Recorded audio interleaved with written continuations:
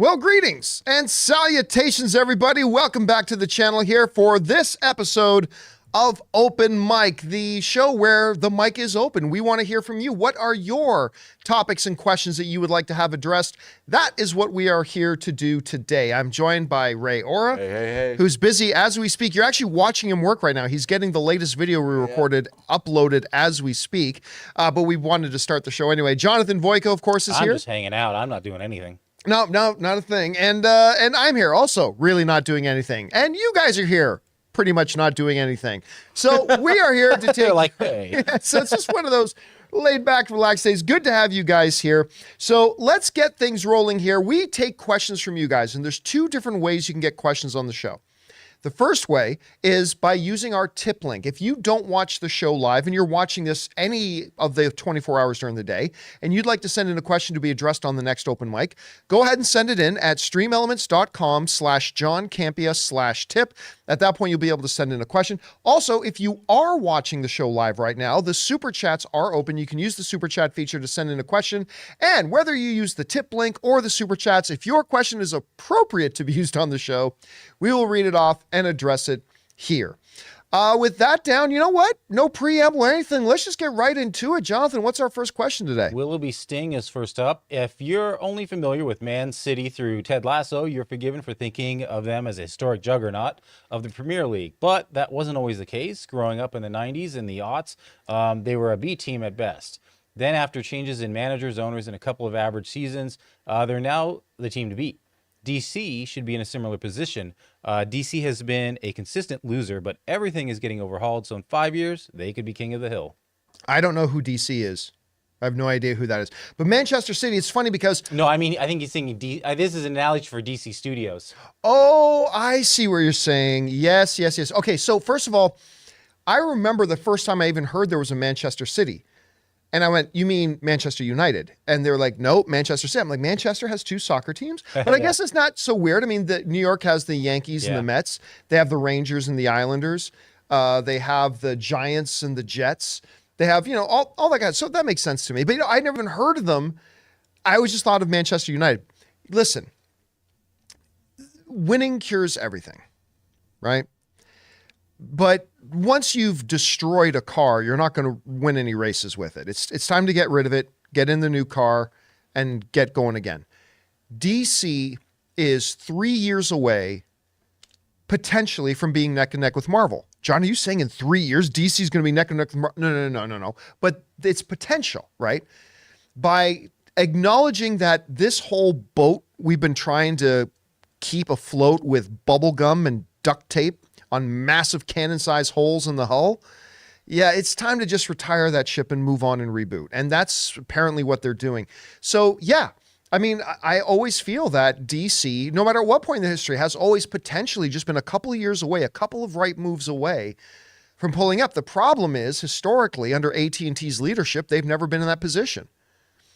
AT&T just never put them in that position because they refused to do the things they needed to do to start fresh and give themselves a fighting chance. Instead, they just kept trying to drive this car on three wheels, and it just didn't work. We knew 4 years ago that this thing wasn't working. We knew 5 years ago this thing wasn't working. But they're giving themselves a chance. Whether or not they'll take advantage of it this time, whether James Gunn can actually make it work, we'll have to wait and see. All right, what's next? Garden Variety Vagabond writes, saw a great interview on French TV 24 with John Goodman at the Monte Carlo Television Festival.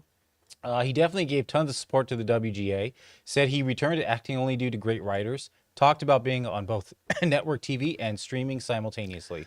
I love John Goodman. And, I've been telling you guys, I was just doing I just did my rewatch of The West Wing, and I had totally forgotten that he was in it. He plays the president who takes over for President Bartlett when President Bartlett recuses himself because his daughter had been kidnapped by terrorists. And so he was under emotional duress, so he decided to hand over power to a Republican to take over as president. That was played by John Goodman, and he was great in the role. And then movies and television and everything else, John Goodman, I just love the dude.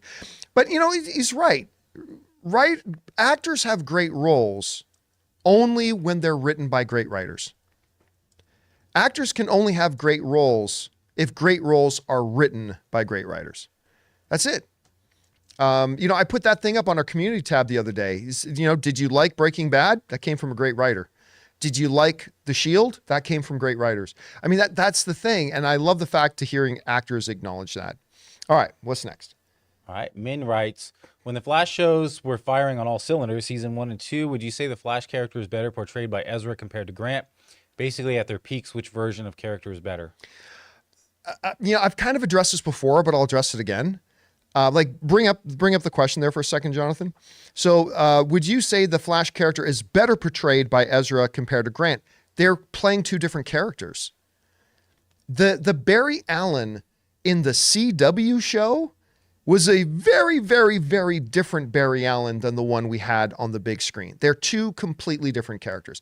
It's like saying, Joker, Jack's Joker and Heath's Joker were just the same character. Well, they were both the Joker, but they were very different characters. Like, everybody would agree with that, right? That Jack's Joker and Heath's Joker were completely different characters. So it's not a matter of which one portrayed it best, because they're portraying two different characters. I personally prefer the Ezra Flash. Let me rephrase. I prefer the movie Flash. And I really like Grant Gustin's Flash on CW, but it was still a CW superhero, right? It was still very much a CW thing. So while I had a lot of fun with the CW Flash, a whole ton of fun with the CW Flash, I do prefer the movie version of Flash. All right, what's next? All right, Min writes, considering that Elemental is going to bomb, would it help at the box office at all if they announced that there's an up short before the movie? Certainly couldn't hurt. I knew about it, but they didn't market that very much. I think they probably should have spent almost as much as their marketing that there was an up short. By the way, the up short before Elemental is fantastic. It's short, but it's touching and warm and very, very funny. And you know what? Considering how bad Elemental is doing at the box office, which is really a shame because the movie's wonderful. It's a wonderful movie. But it couldn't have hurt because I don't see how it could have done much worse. All right, what's next? Min is back and writes, with the success of the Bloodline, would you want to see Jimmy and Jay appearing in a Fast Hobbs and a Shaw movie like Reigns did? I don't really care about wrestling. I'll watch WrestleMania every year, but that's about it. I've kind of divorced myself from wrestling for a long time, so I don't know the daily ins and outs. I would love them in it, to be honest. The two brothers, they could replace the two, I think they were brothers in the one where they steal the safe. Remember those two brothers? Yeah. Are they in it anymore? In the Fast 10? I think they were in Fast 9. I think those guys were in Fast 9. But I would love to see those two Usos. I don't know. I prefer actors in movie roles. I know. Call me crazy. I think there's a reason why Roman Reigns. Well, listen. Roman Reigns is Dwayne The Rock Johnson's cousin. Right. So for him to play his cousin in the movie doing some physical stuff, that was fine because he really didn't have any lines. Right. I think he might have had one or two lines. He wasn't required to really do any acting. But if you're going to talk about real roles in a movie, I would personally prefer those go to actors, because you can say, well, Dwayne Johnson himself was a wrestler and John Cena was a wrestler. Yes, but it took both of them years to become really serviceable actors. It took them a long time of getting in the movie business and then becoming serviceable. So I would prefer to see real actors. I don't think Hogan ever got there. Hogan never got there. Thunder in Paradise. What was the name of the movie he did with Zeus? No Holds Barred. No Holds Barred. Don't you dare talk about that movie. That movie is real to me. And didn't he do one with the one guy's wife? Didn't he do another movie? Oh, shoot. Are we not supposed to talk about that? God. Oh. That movie wasn't released. That was a theatrical release. That was a limited. The limited release, that one. Yeah, yes, a what limited indie release. film that was. Cool. All right. Oh my God, Zeus. He was here. Remember that dude was in Dark Knight. Zeus? Yeah, Zeus. He was in Dark Knight. Friday. Tiny Lister. Yeah. Tiny Lister. All right. What's next? All right. Ben Bangs writes, John, last night's Regal mystery movie was Ruby G Teenage Kraken. Not my vibe, but surprisingly good. Moral, mystery movie is smart marketing. Agree? I love the concept of the mystery movie at Regal. I really do. The problem is I did it twice and they're both these crappy Apple TV movies. What I need just once to hear, and I've got no interest in teenage Kraken. I have no interest in that. What's that? Did you hear what he said though? He said it's not my thing, but it was a good movie, right? Didn't he just say? Yeah, So- he said it was all right. Okay. Well, I mean, that's a good sign for that movie. Sure, I just have no interest in it, right? I don't need it. I need to hear what would really help out these Regal Mystery Monday movies is for just once to find out it was a Fast and Furious movie that was about to come out, or it was an Oppenheimer, or it was a Barbie, or it was the Marvels, or like just once. If I even heard that once, then I'd be like, might want to try this Monday because maybe it'll be a big one that I'm looking forward to. Instead of the greatest beer run ever with Zac Efron that was going to be on Apple TV Plus. Imagine if that was 4DX too. Yeah, I just need that once. All right, what's next? Ashton Lewis writes, hey, John and crew, I love the show. You guys are the reason I decided to study film in college. Oh, that's awesome. Yeah, and I have recently been accepted to study abroad in the UK for Yeah. a year, and I leave in September. Wow. Any words of advice as I embark on this new journey? Thanks. Go to Scotland. Wear a Travel condom. Scotland. I mean, I've never been to the UK. Well, mine is better get the best fish and chips. That's Oh. that's all I could And say. if you're of Food is age my life, and you baby. drink, Wait a minute, wait. oh, Have you been to London to have fish and chips? No, but Then that's how do you where know I they're good that's there? where I want to go to get the fish. Oh, okay, I hear right. it kind of tastes like newspaper because they wrap it in newspaper. They used to do that in Canada. They're right down the street from where I grew up. There was a fish and chip place, and my mom and dad would give me some money to go to the fish and chip place, pick up fish and chips, and bring it home. And they would do the same thing. They would wrap it in newspaper. I want authentic fish. That's probably, now that I think about it in hindsight, that's probably pretty damn unhealthy. Yeah. There's probably a lot of newspaper ink getting Yeah, into but- the fish I was eating. I mean, they've been doing like that for years and years. yeah, so. years and years. All right, what's next? All right. Also, don't have that awkward moment of tipping your bartender because they don't know what to do with it. Oh, it's frowned upon. Tipping in the UK is frowned upon.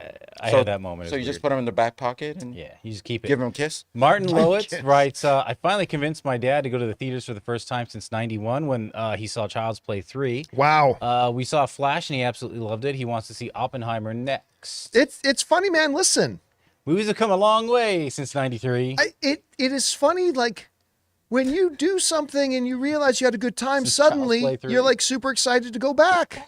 Please tell me you took him to the 4DX. He would have his mind blown like, I my felt the God, nuclear man, explosion. I still can't that movie in 40X. But Oh. I mean, this is why I always tell people this is part of the overall philosophy about why I've always said that. DC cheers for Marvel and Marvel cheers for DC. Because when people go to movies and have a great time, they are more likely to go back. Your dad is a great example of this, right? Went to see a movie and had a great time. And even though he hadn't been to a movie since 91, now he's talking about going to the next movie he wants to go see. Because he went to the theaters, had a great time, and now wants to go back to the theaters again. That is imperative. That is super, super important. People used to scoff when I'd say, believe me when I tell you that Kevin Feige wants DC movies to do well. No, he doesn't. He absolutely does. It's in his own best interest that DC movies do well and vice versa. And that's just a great example. Because when people go to a movie and have a terrible time, and let's get genre specific. People go to some comic book movie, have a terrible time, they are less likely to get out. I'm not saying they won't go, but it lessens the likelihood a little bit that they'll go back to see the next comic book movie that comes out. And I'm going to help your pops out right now. You better get those reclining chairs for Oppenheimer. It's a long movie. It's a 3 Make sure plus, he's comfortable. yeah, Yep. it's 3+ hour movie. All right, what's next? All right, Zach Pasta Sauce Walters. We are officially 1 month away until the battle between Oppenheimer versus Barbie. I'll tell you what, It's a those are landslide. that's two movies you'd never consider putting in the same sentence, right? And oh, by the way, did you see that Ann got us tickets for an early screening of Barbie? Oh, yeah. Is that tomorrow night now? No, it is not tomorrow night. Okay. Well, I'll say it's tomorrow night, and then it'll be a month later. It is not tomorrow, I promise. But but they are opening on the same weekend. And the other day we did a story about how Hollywood Reporter said that their inside sources are saying that the tracking for those is showing that Barbie is actually going to beat out Oppenheimer. Now, that doesn't necessarily mean that Barbie will make more money overall in the long run than Oppenheimer, but just that more people are probably going to have to see Barbie that weekend. I know the one I am more looking forward to is Oppenheimer. But I wasn't looking forward to Barbie at all until they showed us that damn presentation at CinemaCon. All of a sudden, that movie looks way better than I thought it was going to be. So I'm excited for it. Opening week. Oh, go ahead. No, go ahead. Opening weekend, I think Barbie's gonna whoop that ass for real. You think it's you don't Opening think it's gonna weekend? be close? Yeah, I think Yeah. it's gonna be. But as time goes on, people find the time to watch Oppenheimer. That Yeah. thing will climb, I think. And I mean that tends to be a pattern for Christopher Nolan movies that aren't called Batman. They tend to have decent openings, but they have legs. They're like the Christopher Nolan films tend to Oh, have I mean, legs. in Inception, people were going back 2, Yep. 3 times. Which I still haven't seen yet. Right. Yeah. I don't know that's your kind of movie. I don't know that It you might love not be, Inception. you know? Yeah. Yeah. I will say, I understood all the dialogue in the trailer, Yes, the audio mix in Inception is one of his better audio mixes. Oh, It but really also is. Oppenheimer too. So, All right. Well, that's just the trailer. Because That's remember, true. he's not making the trailers. yeah, Other people they're are. gonna be talking during the explosions. It's Yeah. like, All right, what's next? Haley Brownkin writes, Ray, would you be interested if James Gunn decided that Condiment King would get this own standalone movie show for the DCU? I think he deserves a project. Ray doesn't watch Harley Quinn, so he doesn't know. I know who Condiment King. Oh, is. you do it? Yes, I do. Okay. I stand have seen corrected. some shorts. Of course, I would love it. He's great. What else is there to say? It's food. Yeah, no, but that movie would flop. Yeah, that movie would flop. That movie would totally, It would have to totally, be a totally flop. series on. Well, I mean, they're doing a Kite Man series. I love Kite Man. Yeah, From what I've seen, he's great. He's I the nicest love guy. Kite Man. Hell yeah. I mean, I'm actually, if you had asked me, hey, what character from Harley Quinn would you like to see a spinoff? I wouldn't have said Kite Man. But once they said they're doing a Kite Man spinoff, I'm like, hell yeah. He's Yeah, the guy yeah. that's always. Let me just make sure I'm getting the right guy. He's the guy that nothing bothers him. He's always positive, right? Is that the Kite Man? I don't know that he's always positive. I think he's But- the guy who's this guy flies around with a big kite Yeah, on his but back. he's in love with someone. One of the girls, right? He's in love with Poison Ivy. Right, that's right. He was supposed to marry Poison Ivy, and Poison Ivy left him at the altar for Harley. Hell yeah. Oh God, I love Kite Man. He's so funny. I thought you were gonna say, now let me make sure I got the right one. He's the guy in the clown makeup and the green hair. It's like, no, that's a different guy. That's Laugher. That's the laugher. Laugher. Clowny, Right? Is that Clowny in the box? Clowny the laugher. Isn't that his Clown in the name, box. right? Clowny the Something like laugher. All right. But I'd be down for that. for What's sure. next? Owen Mono asks, what is each of your guys' favorite South Park episode? Mine is the Crack Baby basketball episode. Oh my God, not that. I'm so far behind on it. Like, I go back to like Man Bear Pig and like, remember the poo note or whatever that was when they hit the note, everyone pooped their pants? Oh, that's the flute, the magic flute Yeah. thing. And they're like, it's pretty much the same thing or at the Ground recorder. Zero. Everyone just crapped their pants at the same time. I was just talking about it with Jonathan earlier today. The Michael Jackson one. I love that one. That one's a good That's one. ignorant. That's ignorant. I said, somebody asked not long ago the same question. For me, it's either Canada Goes on Strike. That one was great Yeah. because it was all, and it's timely now because it was an allegory back during the last writer's strike. But instead of writers, it was Canada. Right. And they talked about that internet money. Anyway, so that one Yeah. is great. The best one, though, is the World of Warcraft episode. The World of Warcraft episode. Oh, Yeah, that one's oh, great. He's like getting super like fat, right? And he's Yeah, just, like, Yeah. I That one was love. great. I mean, Grant, I was a World of Warcraft player at the time, so No, it clearly didn't that matter. That was good. It had to be the one where the internet went out for everyone. You And they had to drive all the way. I heard they got You ain't some got no internet over in the East internet? Coast. Internet. That one, yeah, it was really good. All right, what's next? All right, we've got Jaden Voss who writes, say early access of No Hard Feelings on, probably saw early access of No Hard Feelings on Saturday at Cinemark, and it was amazing. Oh, thank you. The best rom-com movie I've ever seen in a long time. I haven't laughed this hard since I saw Good Boys. Oh, Good Boys was funny. So excited for Joyride to possibly dethrone that. We're seeing that tomorrow. I think. Yeah, we're gonna go see that tomorrow. What? We're gonna go No see Hard No Hard Feelings. Feelings Okay. tomorrow. It's the Jennifer. I Yeah, almost said Lawrence. Jennifer Garner one. Jennifer Lawrence. Jennifer Lawrence one, which Yeah. I never could picture Jennifer Lawrence doing a movie like this. And I thought, really? And then I watched the trailer. I'm like, okay, the Red Band trailer. And I'm like, this looks fucking I hope funny. it does better than the 12 million what they're saying because it costs 45 million to make. I mean, this is going to be one of those movies that is going to be, its success will be predicated on its legs. I Yeah. think this one. But if it can be as funny, because listen, a lot of people, first of all, rom-coms are very difficult to get people excited about these days, right? Very difficult. It's not the 90s. And not in the 90s, but today it is. Yeah. And you say Jennifer Lawrence in a rom-com. I think that struck people, it struck me as odd. So it's going to be about word of mouth and whether the word of I think the trailer looks hilarious. So I'm very excited for us to go see this tomorrow night. In the 90s, all you had to do was smack Hugh Grant or Yep. whoever on a rom-com in the 90s, and it was like gangbusters. And then play Light It Up on Salisbury Hill. And that's it. Just put that in there as well, and you're good to There go. you go. All right, what's next? Caitlin Ziga writes, John, since you saw Joyride at CinemaCon, I want to ask, is there a lot of nudity in the movie? I want to take my 8-year-old brother. You can't. No. I'm going to stop you right there. Don't take Don't. your 8-year-old brother Don't to go do see it. this movie. Yeah. And it's not about nudity. It's and because you know what, there's actually not a ton of nudity. Yeah, but the But themes and adult it's yes. This is concept, not. You don't want that in his head right now. No. That's way I'm too- all about indoctrinating the filthy into the youngins, but this is a different level. Yeah. So no, I would highly recommend you do not take your Yeah. 8-year-old brother to go see this. All the things in this movie needs to be a slow burn over his life. Now, you know, if he was like, Slow burn over No, the life. because some things, if he's hit with all these things right away, yeah. I don't know what's gonna happen to him. Wait till he's like 14, man. He said she's 8. I know. I'm He's saying 8. wait till they're 14 or something. I'd say 14 entry age is for Yeah. Joyride. I would say that. That's just me. I mean, there is a tattoo gag in this movie that is one of the funniest fucking things I've ever seen in my Yeah, life. but if you want him to fast track into the A life crazy, of crime. yeah, then okay. But we're saying no. Yeah, we would highly Absolutely we not. would highly encourage pumping the brakes on taking your 8-year-old 8 years brother to old? go see Absolutely Joyride. not. Yeah. By the way, just so you know, you might have heard me mention this before, but Joyride, the original title of the movie, it's the movie poster says something like, and Jonathan or Ray, maybe you can look this up on the poster, but on the poster it's like Joyride, then has like a little subtitle of it, like going on a trip with no luck or something like that, right? It's something like, maybe you guys can find out what that subtitle is. Yeah. But I read that subtitle, I'm like, that's a weird like little subphrase for the title. Why is it? And then at CinemaCon, the director of the film revealed that right up until just before South by Southwest, which is where they did the world premiere of Joyride, Well, it says 4 friends, 1 trip, no luck, right?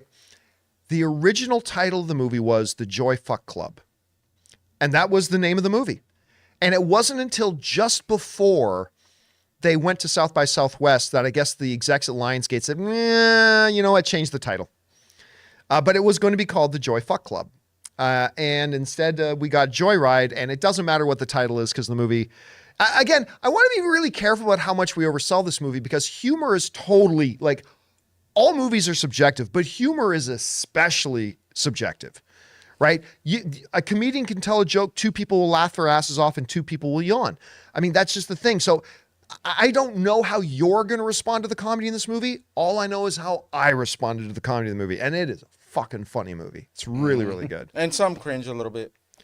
Yeah, but Prepare for a little cringe, depending. the right kind of cringe. Yeah, it didn't bother me. But I Yeah. could say- Oh my The God. mouthy one. That's, Oh yeah, let me clarify earlier. that is not the girl he's talking about. Yeah. All right, what's next? All right. Amin writes, hey, John, I'm visiting LA next month. Not my first time. I'm planning to see Oppenheimer in IMAX 70 millimeter at the Nice. TCL Chinese. That's a great theater, especially since they overhauled it. I'm also going to go to the Academy Museum and probably do a WB studio tour. What else should I add to my list in terms of must-dos? First of all, I mean, that's already a great list. a great list. I should point out, you guys, for those of you who've watched me for a long period of time, you know one of my best friends here in LA is Soul Video. His girlfriend is the curator of the Academy Museum. I still haven't been there. I still want to go. Yeah. And it's just wild. Like every time we get together for dinner, she's like, oh yeah, today I had to meet with Steven Spielberg about this exhibit that we're doing. And I'm like, the life you live. So anyway, there's that. But God, the Chinese theater, the Academy Museum, the WB tour. I mean, you really kind of nailed all the main things there. I mean, and that's a pretty full trip. I would also suggest a trip to Universal Studios Hollywood. And then take the studio tour attraction at the Universal Studios Hollywood. That's a lot of fun. I always have a good time on that. But yeah. And eat, like go to restaurants. Yeah. Check out some really good restaurants all around LA. They're all over the place, particularly some really good ones in Burbank, by the way. And also the California Science Center. I've never been. It has a space shuttle in there. It does? Yeah, it is the space shuttle. Can you fly it? No, but it is the space shuttle is in there. All right. Yeah. Does everything have to But be you a know joke what? with you, John? The Getty Museum is really peaceful, so you got options. It's space, baby. All right. What's next? All right, Murray Reich writes, I saw The Blackening, and it was so freaking funny. The whole audience laughed hysterically. Had some good tension in there mixed in with levity throughout. I want to see.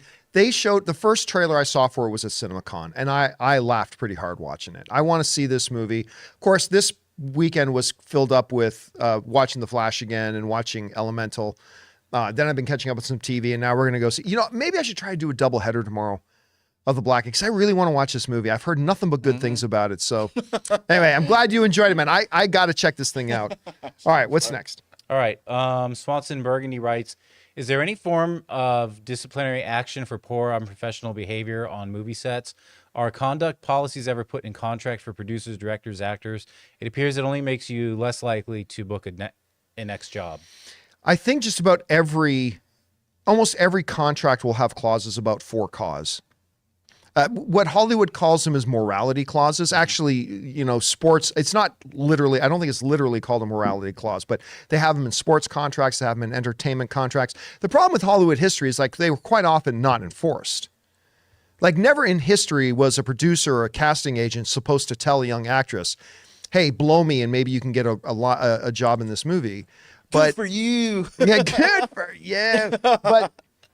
But yeah, it's becoming stricter and stricter, and they're enforcing it more, and so yes, there can be big consequences for that. There can be, depending on the individual situation. All right, what's next? Baked Orc writes, in a 1 of 3, Zug Zug, I heard one of your listeners asking about learning D&D. I think a good way to learn the mechanics of 5e would be to play Baldur's Gate 3. Yeah. This game is incredible. It's from Larian Studios, the guys who did Divinity, Original Sin 2, which in my opinion is one of the greatest RPGs of all time. I've been playing Baldur's Gate 3 in early access since 2020, and oh my god, when this game is fully released on August 31st, it's going to be the most incredible CRPG, D&D RPG, that's a lot to say, of all time. Being the big D&D fans you are, or you and Ann are, will you be checking it out? It will have 4-player co-ops. Oh, yes. P.S. John, don't pull a Diablo 4 and buy it on PS5. Do what you love, play it on PC. I still remember when they released the first, I don't want to say, well, yeah, gameplay. They released the first gameplay playing the game, that one of the developers was explaining the game as they were playing it, and my jaw dropped. And I'm like, because listen, no video game has ever given me a true Dungeons and Dragons kind of experience. But when I watched that thing a couple of years ago of them showing it off, I was like, this could be it. Like, this could be it. So yeah, I am definitely going to be trying it out. And you for know sure. what's crazy? He's been playing the early access since 2020. Is that what he said? Yeah. Man, this game is going to be crazy. Well, it better be. Well, 4-player co-op, that's already, my ears are already perked now. I mean, I that could only be play fun. those games co-op. I don't play any single-player games unless there's See, I'm sports games. opposite. Like when I play World of Warcraft, I don't join guilds. I don't go on. I just play solo. Team. Well, I'll tell you what. You, me, Ann, Ryan. Yeah, we'll but you'll get be a- on PC, I'll be on Xbox, and we'll be on PS5, and then Jonathan Well, will a be on lot of Switch. games lately have been able to be I'll be on cross-platform. Switch. I don't know, Jake. You give me whatever, the worst yeah. console. Yeah. So hopefully they'll be able to make find it a way. I like Switch, cross-platform. but it's We'll not find a Call of way. Duty. We'll figure it friends? out. We'll figure it out. Yeah, we'll figure it out. Or either that, or everybody just come over to the theater room and we'll just play 4-player on the PS5. I don't know. Or 3 of us, because you'll run out, because you don't want to play with it. Yeah, after 5 minutes, I give up. I'll be like, give I the give dog, up. give the dog the controller. I'm going to Cold Stone. I'm going to Cold Stone. I was like, you haven't even tried it. You didn't even pick the controller. I give up. All right, what's next? Jedi Amanda, hey crew, what do each of you get at the concession almost every time when you go to the movies? Popcorn, mainly. If I get anything, it's popcorn. Yeah. I mean, okay, so Reese's Pieces. The standard for me is Coke Zero, because they don't have Diet Pepsi. Coke Zero and popcorn that I then take a straw and layer the butter in, because popcorn is a butter delivery device. On the odd occasion I don't get that, it's Reese's Pieces. Yeah. Reese's Pieces are best. But every time it's icy. The red one. That's it. Oh, is that Ooh, I what you got a get? free The icy icy? coming to me from AMC. I just remembered that. I like the red one. I don't know why. All right, what's next? All right, B-Way, New York. I assume it's New York. I liked but not loved the Flash movie. But now that it's considered a box office bomb, do you guys think that in order to salvage some of the huge lost WBD, will rush to put it on Max sooner than this fall, maybe even in July or early August? They won't do it in July. But here's the thing, rushing it onto HBO Max, that's not going to make them any money. Like, if there was some, by putting on Max, we generate money. They won't generate any money by putting on HBO Max. So they might go with a little bit of an earlier timetable, but I don't know that you'll see it like as in 30 days and they'll have it on Maybe there. September, I think. I mean, I could see August. August too. Yeah, I could maybe see August. I'd be surprised at July, but They'd be late dumb July? if they put it out in August. Yeah. Because they would have to compete with Ninja Turtles the whole month. No one's gonna be home. Everyone's gonna be in the theaters every day. It's gonna be bomb. Watching it multiple times. movie theaters are going to run out of supply. A-list Online ticketing things are going to crash. Adam Aaron's gonna have to go back to the meeting room and be like, "We are losing so much money. Everyone's taking all the tickets to the Ninja Turtles." Adam Aaron's going to stand on the street trying to sell individual tickets because the systems are crashed. Stock market is gonna go up. Because everybody is trying to see Teenage Mutant Ninja Turtles. All right, what's next? Everyone's gonna have a turtle head coming out. Okay. Well, moving on. Audie hash it out. Hey, crew. We okay? I don't know what that meant and why that. I know what it meant. I know what you meant. I know what it meant, but what did the movie cause? Why? Never mind. Because it's a turtle. I'm really tired, so I talk gibberish. So Well, Audie Hash It Out has something to say. Okay. Hey, crew. John said his best actor ever is Daniel Day-Lewis. Can you recommend his top 3 performances? And then rest of the crew, who do you think is the best actor and what are their best performances? I mean, it's hard to compete with Daniel Day-Lewis to be like, well, let me think of someone else. I mean, Gangs of New York would be one. I mean, my God, My Left Foot. Earlier work like that. Lincoln. Last of the Mohicans. That's probably my least favorite of his. Really? I really stay alive no matter. Yeah. Even his last film, The Thread, was absolutely phenomenal and amazing. I mean, at Lincoln, which he won one of his Academy Awards for. I mean, he was just one of these guys that we'll never see another one like him again. He only did one movie every few years. And whenever he did, he either won the Oscar or was nominated for the Oscar every time. I mean, it's just, there was nothing ever like him. I mean, There Will Be Blood, yeah.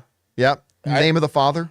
Yeah. I don't have an all-time right now, but currently I've always liked Matt Damon, Jake Gyllenhaal, and Mahershala. Probably those 3 are like ones that I would go to a theater and actually watch.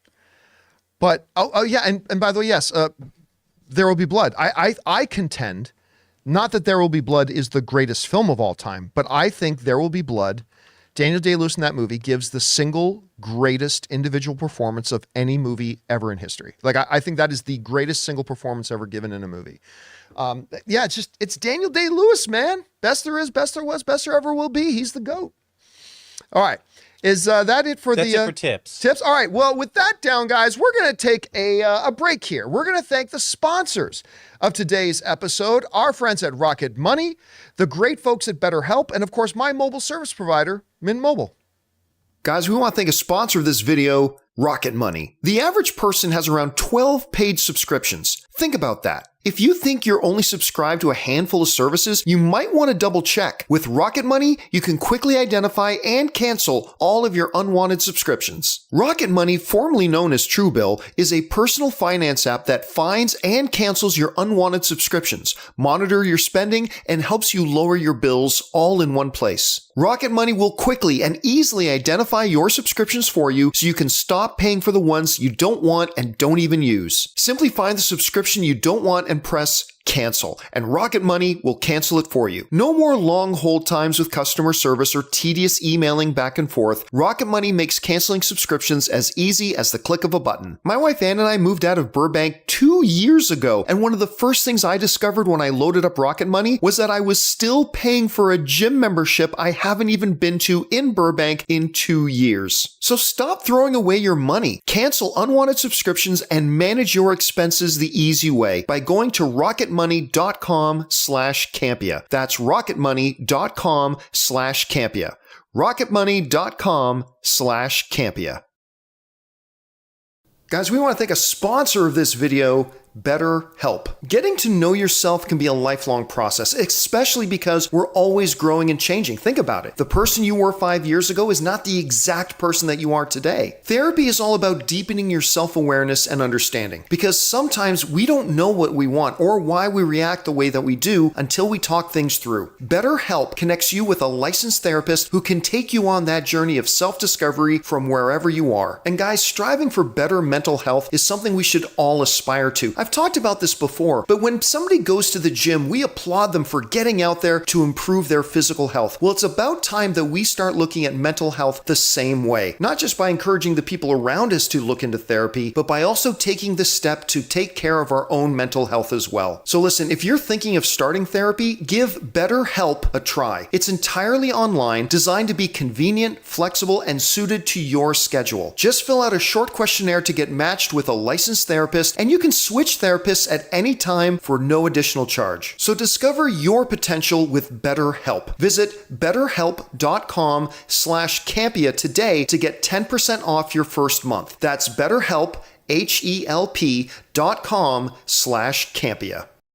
We want to thank a sponsor of this video, Mint Mobile. From the gas pump to the grocery store, your utility bills and favorite streaming services, inflation is everywhere. Seriously, make it stop. Thankfully, there's one company out there that's giving you a much needed break. It's Mint Mobile. As the first company to sell premium wireless service online only, Mint Mobile lets you order from home and save a ton with phone plans starting at just $15 a month. You guys know that ever since I switched to Mint Mobile, I've been saving almost 70% a month over my old phone plan. For people looking for extra savings this year, Mint Mobile offers premium wireless for just $15 a month. By going online only and eliminating the traditional cost of retail, Mint Mobile passes the significant savings on to you. All of their plans come with unlimited talk and text plus high-speed data delivered on the nation's largest 5G network. Use your own phone with any Mint Mobile plan and keep your same phone number along with all your existing contacts. Switch to Mint Mobile and get premium wireless service starting at just $15 a month. To get your new wireless plan for just $15 a month and get the plan shipped to your door for free, go to mintmobile.com/Campea. That's mintmobile.com/Campea. Cut your wireless bill to $15 a month at mintmobile.com/Campea.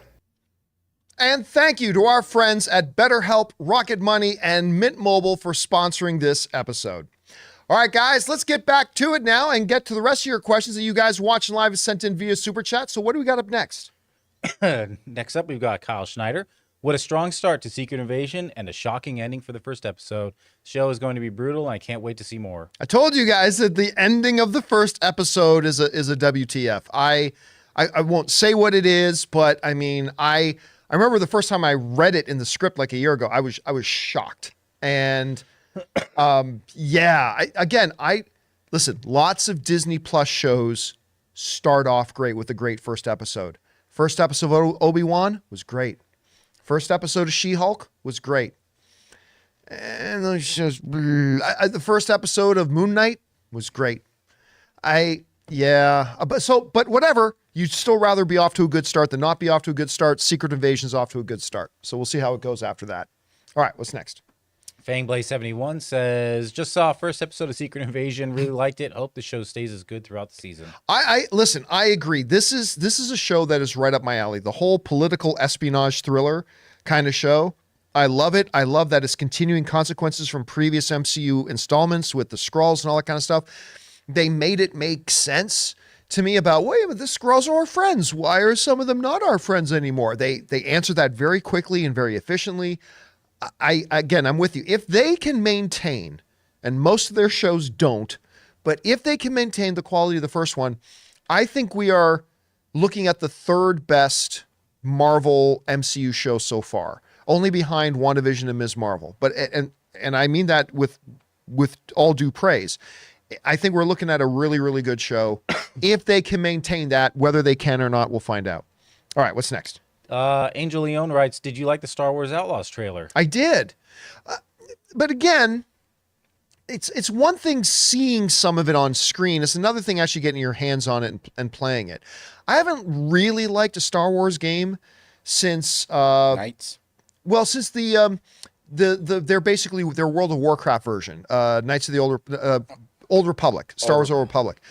I haven't really liked a Star Wars game a ton since that, so fingers crossed. But it looks good. It really does look good. So here's hoping it pays off. All right, what's next?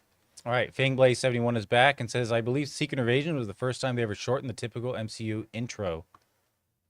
Oh, Was the that's intro true short? too. That's true too. And by the way, I didn't mention this earlier. Take away their overly long credits. It was a good 50-minute episode. Like, I was really nervous when I started the episode. I immediately hit pause to see how long it is. So the timeline will pop up at the bottom. And I was expecting to see 39 minutes or whatever. And it was 55 minutes. Now, 6 minutes of credits, but still a solid 50-minute episode. I'm like, that's more like it. Thank you very much. So here's hoping they stay up close to the hour-long mark. All right, what's next? Oh, okay, we got John Lee, and they write, Disney is a mess, but SAG might go on strike, and WGA is on strike, so that is a major factor, as well as other studios might pull out of Comic-Con too. I mean, Comic-Con is facing a big potential problem because one of the big things at Comic-Con over the past decade or so has been television shows going. You get the showrunners there, right? Guess what? WGA is on strike. All the showrunners are WGA members. No showrunners. Why are you excited about that? Because maybe we could finally walk around the showroom floor and actually look at No, stuff. everyone, that just means that many more are going to be Yeah, on the they're not floor. going to be in Hall H. Now they're going to be on the trade floor. But it's going to be tough Trade Floor because Federation. so the writers aren't there, so none of the show writers will be there. On June 30th, the SAG contract, the actors' contract expires. 9 so days. the actors could be on strike as well. So now none of the stars are going to be there. None of the actors are going to be there for TV shows, movies, anything, because if your union's on strike, you can't do any promotional work. So we're talking about no showrunners, no actors. The only thing you could get is directors because the DGA has signed a contract. So they're all set. The DGA is not going on strike. They're set. But, I mean, it could be really bad for Comic-Con. There's a lot of strikers out there. I mean, my commute takes me right past the Disney Studios entrance every day. And there's already a lot of writers. Now there's going to be writers and actors just walking around out there. Wait. So it's actually going to be a Comic-Con this year? It could be? But now, it's just all about the comics? But here's, but remember, here's the thing that always, when people think of Comic-Con, they think of Hall H. Right? Oh, yeah. It's Right? changed. But the reality I've never been is, in it. what's Of that? all these years, I was covering it and all that. I've never been in Hall H. I haven't been in Hall H since I moderated a couple of Hall H's. Oh, wow. That was years ago. I just don't go into Hall H. It's just not worth the trouble, right? Well, yeah, because listen, literally 4% of the people who go to Comic-Con can get into Hall H. 4%. This is one of the reasons why I've been saying for years, and I know I always go off on this ramble, but it's true. Right. This is the reason why I've been saying for years they need to move Comic-Con to Las Vegas. Because, first of all, their convention center is literally triple the size of San Diego's convention center. They literally have 20 times the number of hotel rooms, so you can actually get a hotel. They have more than 5 times the number of restaurants, so you can actually get a place to eat. And guess what? They've got this big T-Mobile arena now that they can hold their Hall H stuff in that can hold 24,000 people or 20,000 people or something like that. And when we went to CinemaCon, I never noticed there's cosplayers now that walk is it around and really? ask you for. I never saw You cosplayers. never. No, because generally they don't let just Are they fans go to flicking business CinemaCon. cards at you? I'm saying, John, this was a joke because when me and Ann were walking, there's these 2 girls and they're like, "Hey, take a picture with us." I was like, Those "That weren't is no cosplayers. costume." Oh, yeah, that is a very different. yeah. That is a different Cosplayers. thing. It's Vegas. But it is also the home of the 2023 NHL champs, That's true. Golden Knights. By the baby. way, speaking of like girls dressed up, whatever, I will not tell you who. I will not tell you who. It is another movie person. I won't tell you who, but me and this person had gone to Vegas, and I'm sitting down playing poker, and I am not going to say who, but I'm sitting down playing poker, and I'm playing poker, and it was in Planet Hollywood, and Planet Hollywood doesn't have a poker room anymore. This is a couple years ago, but I'm sitting there playing poker, And my buddy had come down, was watching me play a little poker. And then I looked around, the reason my buddy wasn't standing there anymore. And then I looked over there, and he's talking to this girl. And they seemed to be in a pretty good conversation. Sexy, but I thought she was dressed a little provocatively. But still, It's Vegas, baby. about 15 minutes later, my buddy comes back over. I'm like, oh, what was that all about? He goes, oh, you know what? I'm not even going to try to mimic their voice because it might give away.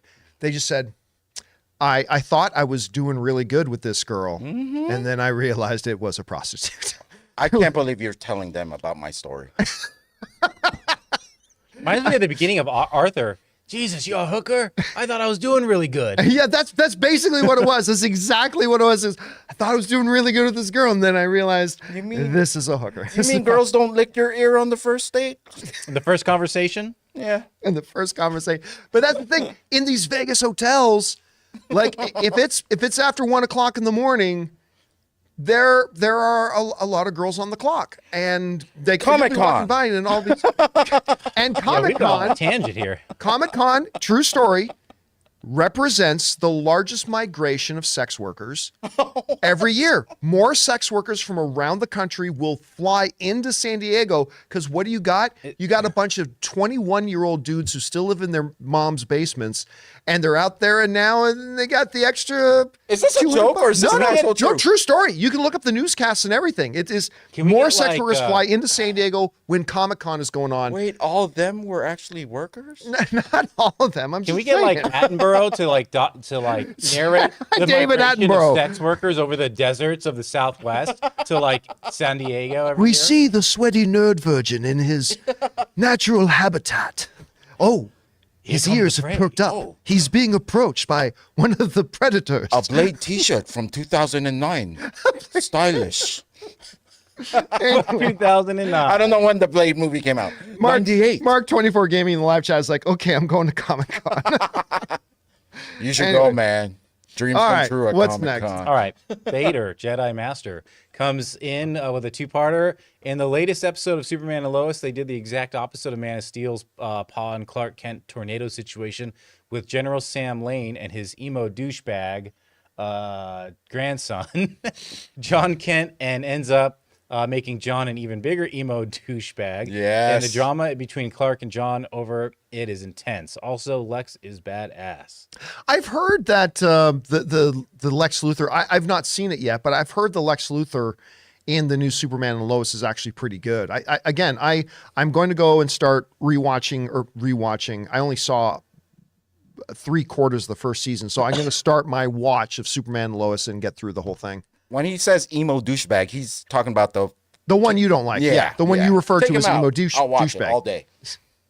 He might grow on you, you know. Emo douchebags do. What? I'm gonna Saying get sad emo with him? douchebags, they all grow on you.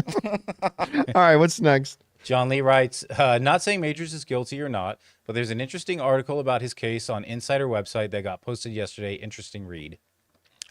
Here's the thing. There's a lot of articles written by a lot of people from a lot of different points of view, right? You can find an article that will really lay out why they're guilty. You can find an article that'll really lay out why they're not.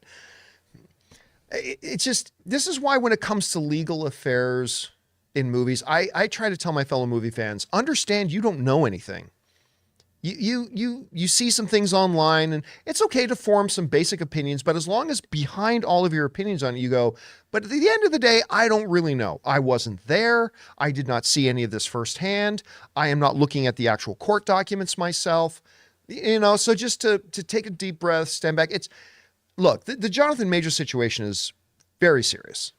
The fact that it has gone on, there's been no successful motion to dismiss. The DA has continued on with the charges. They've actually set a trial date now for criminal assault. It's serious. And that's not to imply that Jonathan Majors is guilty or not guilty. I'm just saying we got to keep that in mind as film fans, that we can think one thing about this and think one thing about that, but at the end of the day, we should say, but you know what? I wasn't there. I have no firsthand information about this. So I'm going to sit back and wait to see what the court does with this. And I hope it turns out well for them. I really do. All right, what's next? All right. We've got Anastasio Gaming writes, hi, John and crew. Just stopping by to say ciao. Ciao, Anastasio. Good to have you here. Thank you for doing that. I appreciate that, man. All right, what's next? All right. John Redcorn has a two-parter. Is it fair to say that even Sony is in a better spot than DC? Spider-Verse films are crushing. Venom films made more money than any recent DCEU film. Hell, even Morbius made more money than Shazam 2, which is insane. That is. I'm looking that up. Actually, yeah, look that up. How much did Morbius make? Did it even make 300 million? We're gonna find I'm not out. sure that it did, but you're not wrong. The Sony movies are doing significantly more successfully. 167 worldwide on Morbius. So that is more. That is Shazam 2, yeah. But still less. Oh, it really is morbid time, baby. But it's still morbid. But no, like the Venom movies all make more money than the DC movies do. I am curious about Craven. We'll see. Again, I thought that my feelings on Craven are very mixed. Like on the one hand, I thought the trailers were great, but at the same time, I had lots of red flags going off watching it. So I don't know. We'll see how it goes. All right, what's next? All right. From King Daddy Goat writes, Ray loves them Bengals, but what about them Reds? No, he's not a Reds fan. No. It's a Dodgers. Yeah. Yeah. That's the local team. The local team. Yeah. I am one of the people who acknowledges that baseball isn't a real sport. Yeah. So there's. But I had to pick one. Jonathan said, "Hey, you better be a Dodger fan, or I'm gonna not work with you no more." Yeah, Dodgers a good one. I'm Dodgers a going to good be one. mad if you don't like I'll the be mad if team you don't I like my sport team. I'm born and All raised right. LA. I have to be Dodgers. Yeah, of course. What's next? Right. John Redcorn is back. What does Paramount do with Transformers now? Man, that's a good question. Because what's its box office at right now? It took a 67% drop in its second weekend. Rise of... 67% drop in its second weekend. It is at What do we got? 281. 281? Yeah. Okay. I mean, that's not great. That's not great, but it's not as bad as I thought. That's worldwide though. That's not domestic. So it's probably not going to get to 400. Yeah, No, I don't think so. It took a 67.8% drop, Yeah. and then From weekend one to weekend two, which is just terrible. That's a terrible drop. That's Ant-Man and the Wasp, Quantumania kind of drop. It makes me sad, but then I also like the movie, so I don't. I know like why, the movie, too. I don't know It's- why I'm it's too sad. bad. Maybe it's because maybe we're not gonna get any more Transformers if this flops. They'll never stop making Transformers. No, they're not going to stop. But again, listen, I like this movie. I think it is an enjoyable, entertaining little movie. But it was absolutely 100% a mistake to not just do Bumblebee 2. You started building some momentum. The audiences loved Bumblebee. The critics loved Bumblebee. You needed to build on that momentum. Instead, they went back. Now, Stephen Caple made a better movie than Michael Bay did, but it looked like the Michael Bay movies. And that was a step in the wrong direction. And yeah, it was a mistake. And now they're facing a bit of a conundrum, but at least they made a decent movie. At least this isn't like The Last Night that was a pile of dog shit. I mean, it's a good movie. It's a decent, fun little movie. So just plow ahead. They've got an animated movie coming out with Chris Hemsworth now doing the voice of Optimus Prime. It might just go that way if the animated movie goes that well. They might just stick with the animation. I hope they don't give up on live action though, because Bumblebee showed what the potential of that franchise was. I know. You know, and I hope they can get back to that. They should have stuck with that classic look, because Bumblebee was the closest to a classic look Transformer that we've seen in a long time. And then Beast Wars could have came in the third movie, introduced those other characters, like I'll be third or honest with fourth you. movie. It was a mistake to bring in the Maximals. It was a mistake to bring in the Beast Wars stuff. Nobody cares about Beast It Wars. was too early, I think. I just think it was a mistake. if it Nobody didn't cares work- about Beast Wars. Yeah, if it didn't work with Dinobots, which were more successful than even as a toy line, then it's not going to work for the Beasts. You know? All right, what's next? Young Midoriya writes, just got back from my screening of No Hard Feelings. Pretty good in my opinion. Had the classic 2000s feel we all anticipated, and Jennifer Lawrence killed it as usual. It's good to hear that people are liking No Hard Feelings. J-Law. I mean, no, that's Yeah, Jennifer Lawrence. J-Law. I know. Sorry. No, what I'm talking about is like when people now you made me lose my train of thought. Sorry. Look, I understood that even though I thought the trailers looked good, that it could have been horrible. But I'm liking hearing that people are coming out and saying that it's pretty good, and here's hoping. Again, having somebody like Jennifer Lawrence in there is an odd choice for a movie like this. But maybe it's the thing that makes the movie. I don't know. And we'll see if it can actually make any money. All right, what's next? All right. Ramtack Holsters LLC writes, Overlord DVD is reporting that Leslie Headland has been fired from Lucasfilm. True? Was that the CFO or? Oh yeah. No. She was the one. She was hired to be the head of physical production, physical production years ago. I believe it was reported months ago that she was leaving. I'm pretty sure we talked about on this show months ago that she was leaving. Familiar. Yeah. All right. What's next? All right. King Daddy Goat writes, are we going to do open spoilers for Secret Invasion? Nah. I honestly, I don't think enough people are watching it, to be honest with you. So we decided not to do open spoiler discussions for Secret Invasion. But I mean, we can talk, like, it's a television show. Some people disagree with me, and that's fine. But for me, you got one day. It's a television show. It's out. You can watch it anytime you want. You can, at 1 a.m. before going to bed, you can pop it on and watch it at home. So we don't give the same spoiler buffer as we do for movies. We will probably talk spoilers about it tomorrow, just on the show. If questions come in about it, we'll probably just talk. So, but we're not going to do, an after show for Secret Invasion. All right. What's next? Okay. Fangblaze71 writes, think Guardians 3 will catch Guardians 2 box office before it's out of the theaters. I can't remember what Guardians 2 box office was. Check that. I think it's going to cap around 850 is where I think Guardians 3 is going to cap off. I don't think it'll catch Guardians 1, but Guardians 2 was 863. I don't think it'll catch it. I mean, they'll be close. They'll be in the ballpark, but I don't think it's going to catch it. They're within 43 million. Yeah, and it's already been out for so long. I don't see it getting there. All right, what's next? All right. Max Papineau writes, hey, John and crew, I know you've recently discovered Teenage Mutant Ninja Turtles, the last run-in graphic novel. I don't know if you heard, but they are adapting the story into a video game. Would you be interested in it? Bring on the filthy. Yeah. Well, Ray was supposed to buy this graphic novel and let me see it. Did you ever get it? I went to the store, and I wanted to get it. This sounds like a long way of saying no. No. No. They only had the hard copy, and it was like... Is it on Amazon? Yeah, but I wanted just a soft copy because, the hard copy is a little bit more expensive, and I was just like... Send me a link for it. I'll buy it. Okay. Well... We'll see if you can find the I'll soft buy cover. 10. Hear that, ladies? Let's see if you can find the soft cover first on Amazon. The ladies want to know that you Hear that, ladies? I could buy 10 of them. This is all just an act. But not cheap. Again, since I haven't read it, I can't say whether or not I'd be interested in the video game version or not because I haven't read it. But conceptually, it sounds great. It looks great, but yeah, I was flipping through some pages, man, that looks crazy. So wait, they did have it. Yeah, they did, but it was like the hardcover. I said. Oh god! And how much was the hardcover? No, because $30. It was only $30. Dude, I've seen you pay no. more than that on the most ridiculous stuff. Ask Ann about what happened in line and how she long. was with you. Yeah. Okay. How long we were waiting until I said, no, I don't want this anymore because they took so long. So you didn't buy it because you didn't want to stand in line Because I said, dude, I mean, it was ridiculously long. We're standing there for almost 20-something minutes. And Ann still bought her thing, but I was already mad at that point. I was like... So you couldn't leave anyway. You still stayed there because Ann got through and bought her stuff. I got that waffle with custard in it. My brain does things that I don't. ADHD, man. So you deprived me of reading. Okay. Can I add one more thing? Your waffle. Can I have? There was no air conditioning inside, Oh, that's awful. and it was That's so miserable. musty, and my sweat was starting to show through my shirt. Yeah.